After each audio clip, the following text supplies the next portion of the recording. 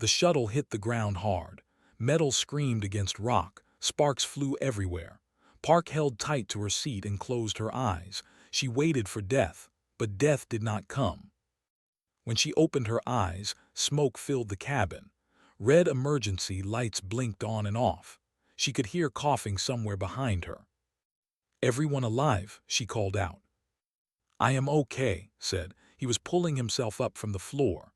Blood ran down his forehead, but he seemed strong enough. "Alive," said Lee. The medic was already checking her bag. Her hands were shaking, but her voice was calm. "Still breathing," said from the back. They crawled out from under a fallen storage container. Her glasses were broken, but her eyes were sharp.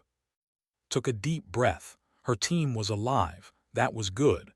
That was the only good thing about their situation. She looked through the cracked window. Outside was a forest. The trees were tall and their leaves were purple. The sky was orange with two small suns setting in the distance. This was Helix 9. They had been doing a simple survey mission. Collect plant samples, record animal life, go home.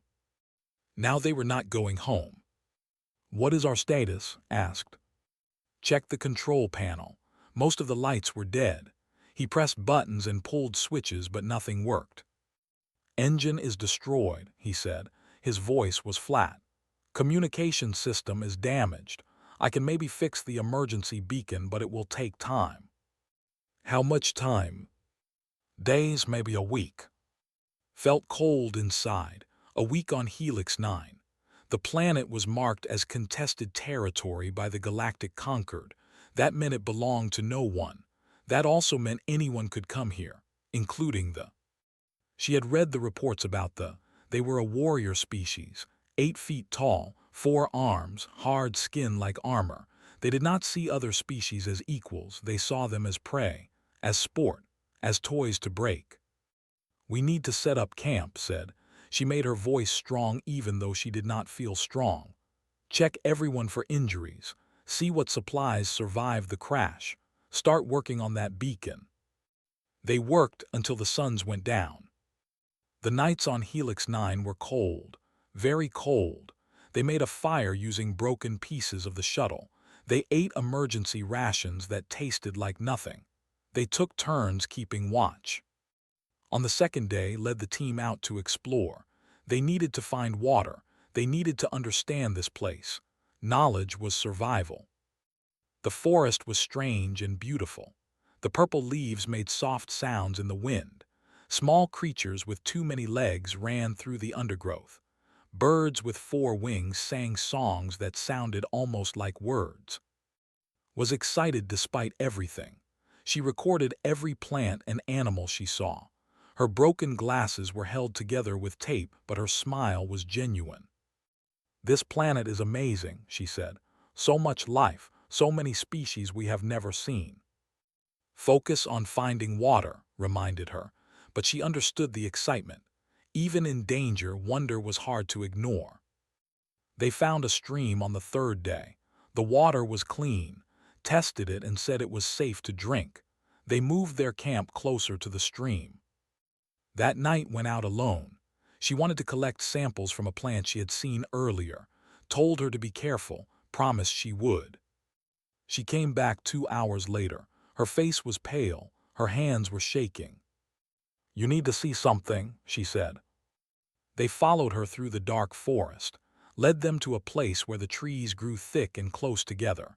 Ancient roots twisted up from the ground like frozen snakes. Between 2 massive roots was a hole, a den. "Look inside," whispered. Turned on her flashlight and looked. 2 eyes looked back at her. They were not normal eyes. They burned like stars, like fire frozen in time. They glowed in the darkness with a light that seemed to come from somewhere far away. The creature those eyes belonged to was about the size of a large dog. Its body was covered in black fur. But this was not normal black. This black seemed to eat the light around it. The creature had 6 legs and a long tail. It was curled up against the wall of the den. It was making a sound, a soft, sad sound like crying. "What is that?" asked. His hand was on his gun. His voice was barely a whisper. I think it is a. Nobody moved, nobody breathed. There were legends, stories told to scare children. They were supposed to be the ultimate predators, monsters from a dead world. The Galactic Conquered had files about them, but those files were 10,000 years old. Everyone believed they were extinct. The files said only one thing clearly: do not provoke, do not engage, run. We should leave, said, now. But did not move. She was watching the creature. It was not moving like a monster. It was not hunting them. It was lying there making that sad sound, and now she could see why. Its back leg was injured. Something had bitten it. The wound was deep and dark. It is hurt, said. It is us, said. Even a hurt is dangerous. We need to go. He was right. Knew he was right.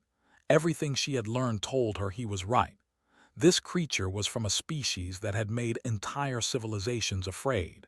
Its ancestors had been weapons in wars that had destroyed worlds. But looking into those burning eyes did not see a weapon. She saw something young, something scared, something alone. It is just a baby, she said. Lieutenant said. There was warning in his voice. Made a decision. It was not a smart decision. It was not what her training told her to do, but she made it anyway. She crawled into the den. The creature growled, low and deep, stopped moving. She held very still.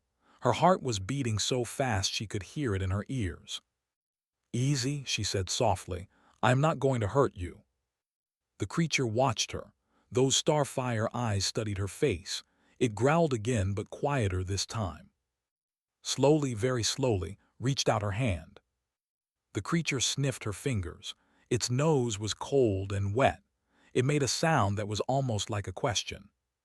That is right, said. I am a friend. She touched its fur. It was softer than she expected. Warm. The creature did not attack. It did not bite. It just watched her with those impossible eyes. I am going to help you, said. Okay. She did not know if it understood, but it let her pick it up. It was heavy, but she was strong. She carried it out of the den. Looked at her like she had lost her mind. Looked fascinated. Was already opening her medical bag. You are crazy, said.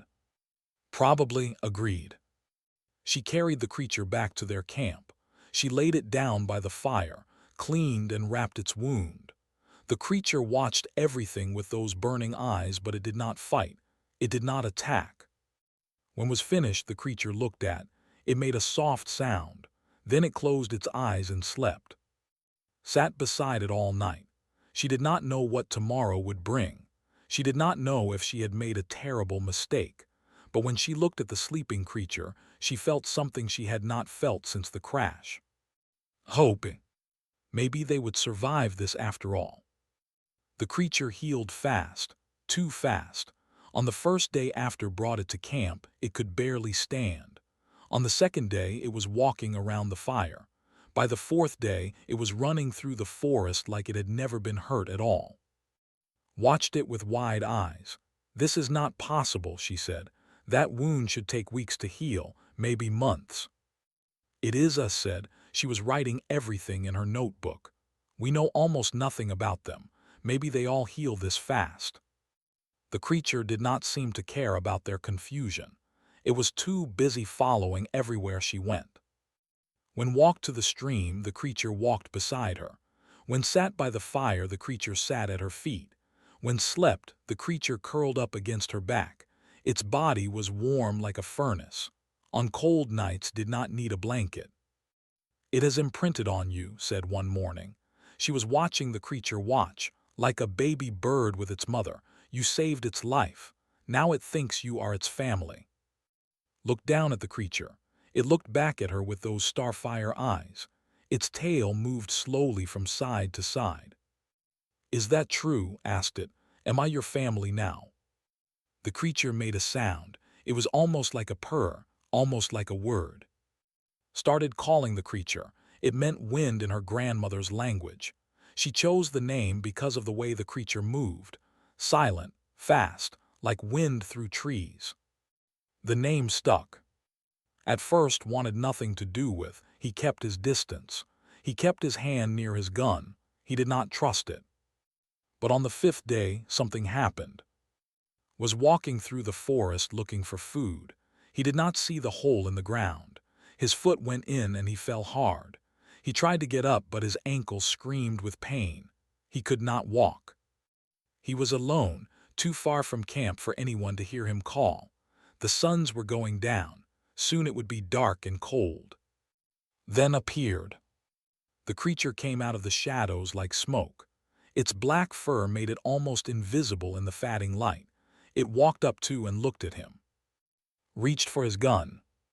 Made a sound, not a growl, something softer. Then it lay down next to him. At first did not understand. Then he felt the warmth. His body was like a heater. In minutes stopped shivering. They stayed like that for an hour. Then found them. She had been looking everywhere. When she saw on the ground with beside him, she almost laughed. "I think it likes you," she said. Did not say anything. But after that night, he stopped reaching for his gun when was near. The days passed slowly. Worked on the beacon, kept everyone healthy, studied everything she could, made plans and kept watch.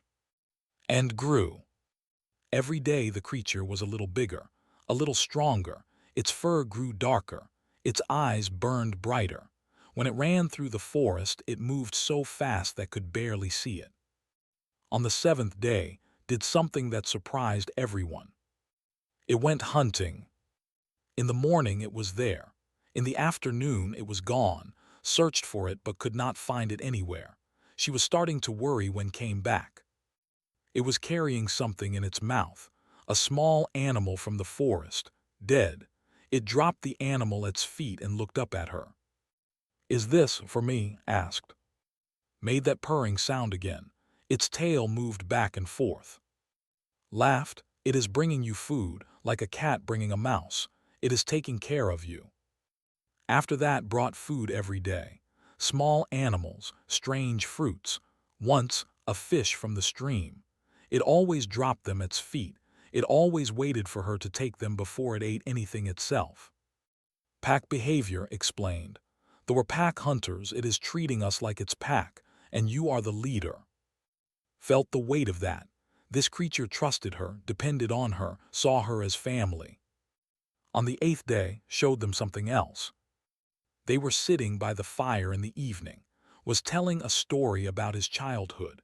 It was a funny story about his little brother and a broken window. Everyone was laughing. Then stood up to act out part of the story.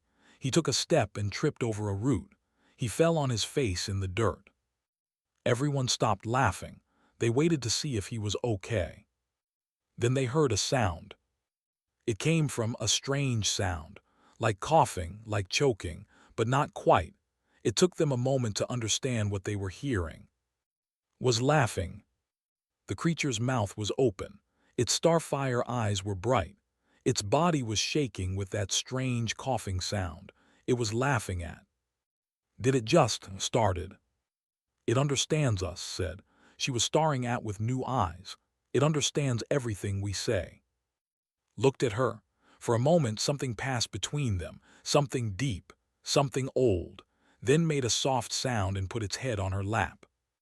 That night could not sleep. She sat by the fire with beside her and thought about what they had found. This was not just an animal. This was something more, something intelligent, something special. Then came running out of the crashed shuttle. "I fixed the beacon," he said. His face was excited. "I got it working. I sent out a signal." "That is wonderful," said. She felt hope rise in her chest. "How long until someone comes?" His face changed. The excitement died. Something darker took its place. "Someone already answered," he said, "but it is not the Federation." "Who?" asked, but she already knew. She could feel it in her bones. Said, "A hunting party, 12 of them. They picked up our signal. They are coming." "When?" "Dawn. They will be here by dawn." Felt the hope die. 12 warriors. They had 4 people and almost no weapons. They could not fight. They could not hide. They could not run fast enough. Beside her had gone very still, its body was tense. Its starfire eyes were fixed on the horizon. A deep sound was building in its chest. Not a growl, something older, something darker. The creature knew. Somehow it knew what was coming. "We have to run," said. She was packing her medical bag with shaking hands. "To where?" asked. "We cannot outrun them, not for long." "Then we fight," said, but his voice was empty. He knew the truth. Fighting 12 was suicide. Looked at her team. They were scared. They were tired, but they were still alive, and she was their leader. "We run," she said. "We run and we hide and we survive as long as we can. Maybe the Federation will come. Maybe we will find another way, but we do not give up. Not yet." They packed quickly. They took only what they needed: food, water, medical supplies, weapons that would probably not help. As they left the camp, walked beside, its starfire eyes were still fixed on the distance. That deep sound was still building in its chest. Reached down and touched its head. "Stay with me," she said. "Whatever happens, stay with me." Looked at her. For a moment, those burning eyes seemed almost human. Then it pressed its head against her hand and made a soft sound. Together, they walked into the darkness. Dawn was coming, and with it death. They ran through the night. The forest was dark and full of shadows. Purple leaves blocked the stars. Roots reached up from the ground like hands trying to grab their feet. But they did not stop. They could not stop. Led the way, her legs burned, her lungs screamed, but she kept moving. Behind her she could hear the others, heavy breathing, quiet footsteps, occasional stumble. And beside her, always beside her, moved like a ghost, silent, fast. Its black fur made it nearly invisible in the darkness. Only its starfire eyes gave it away. 2 points of burning light floating through the trees. They ran until the first sun started to rise. Orange light painted the sky. The forest began to wake up. Birds sang. Small animals moved through the undergrowth. "We need to rest," said. She was bent over, hands on her knees, gasping for air. Just for a few minutes. Wanted to say no. Every minute they stopped was a minute they gained on them, but was right. They could not run forever. They needed strength for whatever came next. 5 minutes, said, then we move again. They found a small clearing and sat down, handed out water, checked her feet for blisters, closed her eyes and tried to slow her breathing. Did not rest. The creature stood at the edge of the clearing, looking back the way they had come. Its ears were up. Its body was tense. That deep sound was still in its chest, quiet but constant. "It knows they are coming," said. She was watching with tired eyes. Can it fight them?" asked. There was hope in his voice, desperate hope. "It is still young," said. "The files say adult were terrible in battle, but is just a cub. I do not know what it can do." 5 minutes passed, then 10. Let them rest longer than she had said. They needed it, she needed it. Then made a sound, a sharp bark, a warning. Jumped to her feet. They are close, move now. They ran again. The second sun rose. The day grew hot. Sweat ran down their faces. Their legs grew heavy. Their feet grew clumsy. The first plasma bolt came from nowhere. It flew past his head so close that he felt the heat on his skin. It hit a tree behind him. The tree exploded into flame. "Contact," shouted. "Take cover." They scattered. More plasma bolts cut through the air. Bright blue light, burning heat, the smell of melting wood and scorched leaves. Pulled her pistol and fired back. The gun was small. The bullets were weak. Against armor they were almost useless, but she fired anyway. Through the smoke and chaos she saw them. They were huge, 8 feet tall, 4 arms, skin like gray stone. They wore black armor that covered their bodies. They carried plasma rifles that glowed with blue fire, and they were smiling. Their mouths were full of teeth and they were smiling. They were enjoying this. "Fall back," shouted. "Find cover." They retreated to a group of large rocks. It was not good cover, but it was all they had. took position on the left, and crouched behind the largest rock, stood in the center. Pressed against her legs, the creature was shaking, not from fear, from something else, something building inside it. The plasma fire stopped. Silence fell over the forest. Then a voice called out, deep, rough, translated by machine into flat human words. Humans. Looked over the rocks. One was walking toward them. He was bigger than the others. His armor was marked with red symbols. His 4 arms were spread wide in a gesture of false peace. A white flag hung from one hand. I am, the said.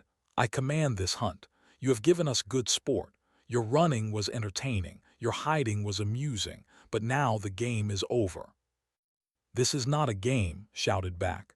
We are Federation citizens. You have no right to attack us. Made a sound, laughter. It was an ugly sound. Rights, you speak of rights. This is contested space, little human. Here the only right is strength, and you have none. Then come and take us, said. She raised her pistol. Her hand was steady even though her heart was racing. Smile grew wider. I offer you a choice. Surrender now, come with us. Your deaths will be quick, clean, you will feel nothing.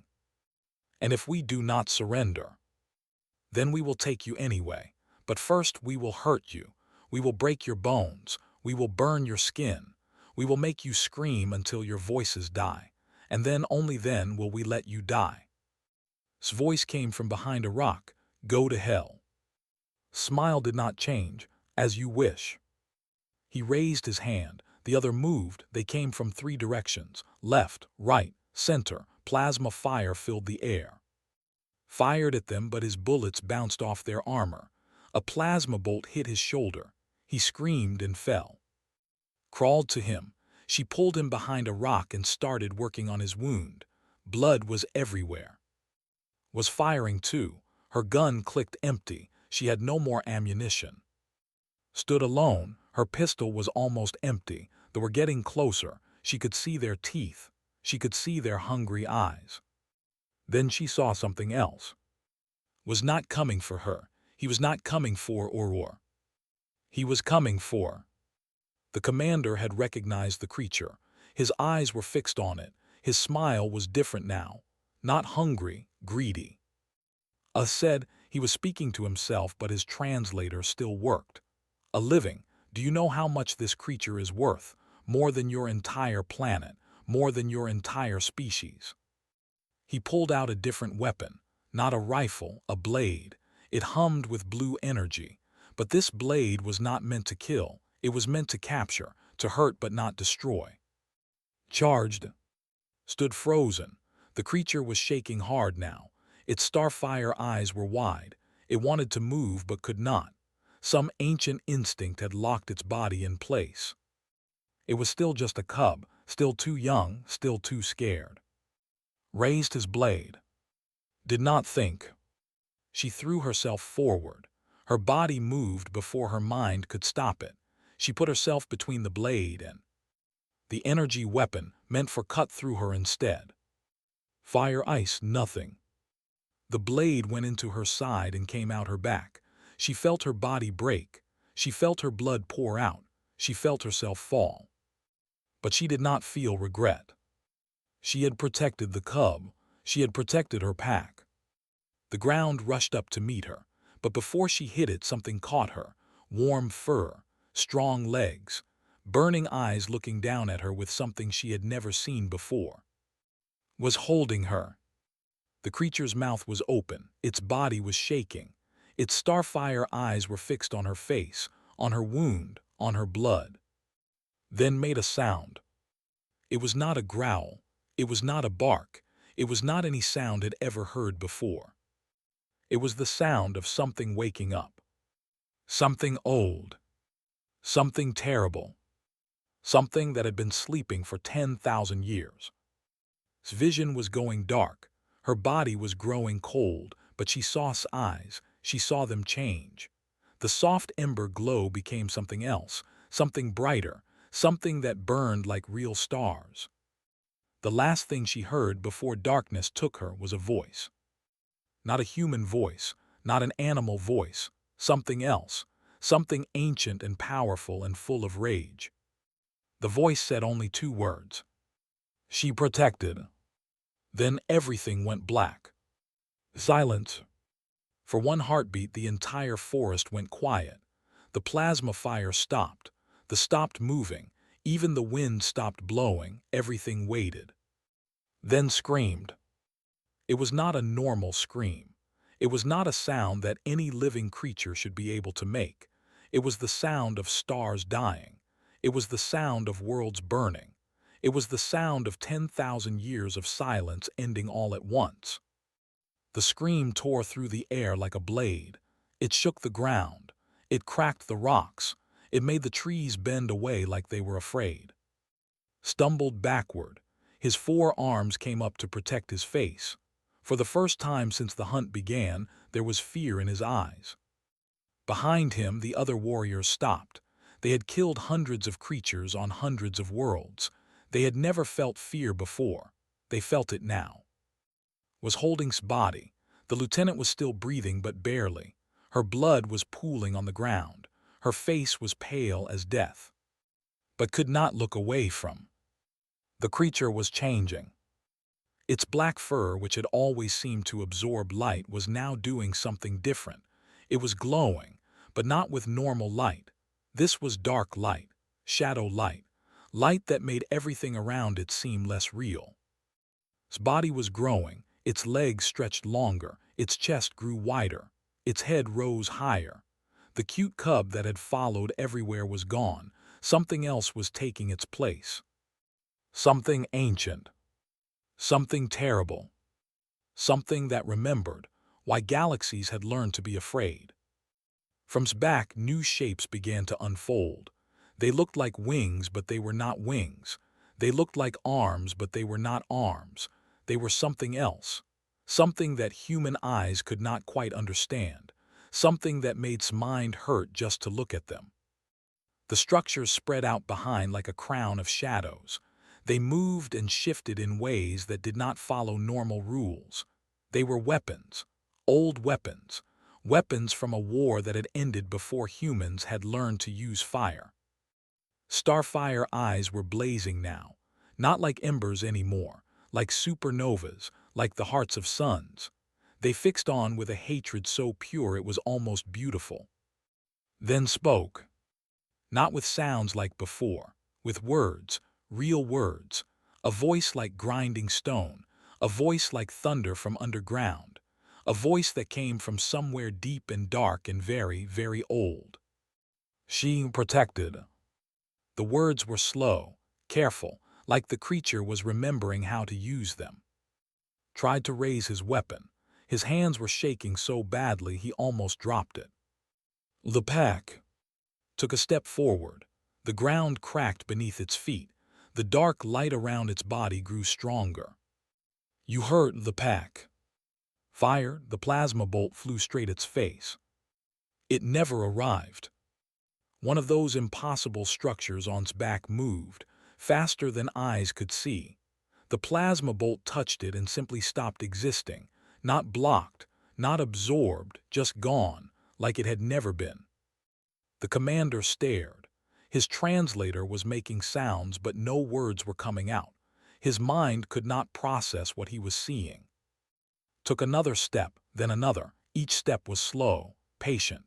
The creature was in no hurry. It had waited 10,000 years. It could wait a few more seconds. The other warriors opened fire. 11 plasma rifles all shooting at once. Blue light filled the air. The heat was intense enough to melt stone. None of it touched. The dark structures moved like living things. Every plasma bolt was erased. Every attack was stopped. The weapons were the finest their empire could make. Against this creature they were nothing. Stopped walking. It stood in the center of the chaos.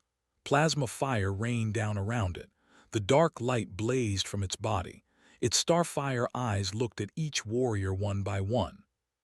Then it looked down at. Was still holding the lieutenant. She was pressing her hands against the wound, trying to stop the bleeding, trying to keep alive. His eyes changed, just for a moment. the rage softened. The ancient hunger faded, something else appeared, something almost human. Love. This small, soft, weak human had thrown herself in front of a blade to protect. She had put her body between death and a creature that everyone in the galaxy feared. She had chosen the cub over herself. No one had ever done that before. In all the long history of no other species had ever sacrificed itself for them. They were weapons, monsters, things to be used and then destroyed. That was what every other civilization had believed. Until, turned back to the love in its eyes was gone. The rage was back, stronger than before. Erase them all. It was not a command, it was a promise. Moved. Had been a soldier for 10 years. He had seen fast things before. He had never seen anything like this. One moment was standing still. The next moment it was among the next moment after that, the first warrior was gone. Not dead, gone. His armor was still there, standing upright, empty. The warrior inside had been erased, taken apart at a level so small that nothing was left. Not blood, not bone, not even dust. The second warrior had time to scream. His scream lasted less than a second before he was also gone. The third warrior tried to run. He made it 2 steps. The fourth warrior tried to surrender. He dropped his weapon and raised all 4 arms, did not slow down. One by one, the hunters became empty armor. The plasma fire stopped because there was no one left to fire. The screaming stopped because there was no one left to scream. In 47 seconds, 11 of the 12 warriors ceased to exist. Only remained. The commander was on his knees. His weapons were gone. His armor was cracked. His 4 arms hung limp at his sides. He was staring with eyes that had seen too much. Stood over him. The dark structures on its back were folding away. The blazing light in its eyes was fading, but it was still terrifying, still ancient, still powerful beyond measure. "You live," said. Its voice was clearer now, stronger. "You live so you can tell them."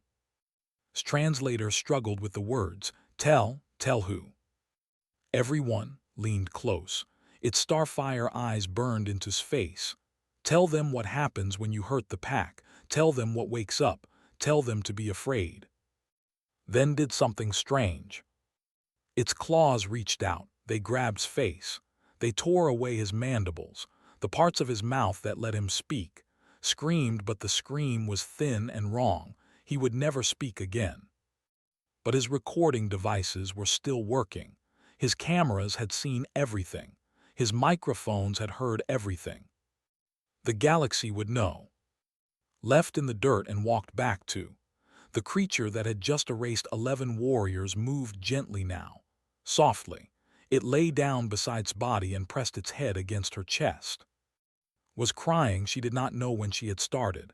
"She is still alive," she said. "Barely. She needs help, real help, medical machines, doctors." Made a soft sound, not a word this time, just a sound, sad and scared and very young. The ancient weapon was gone. The cub was back. "Can you hear me?" said to. Its voice was quiet, almost human.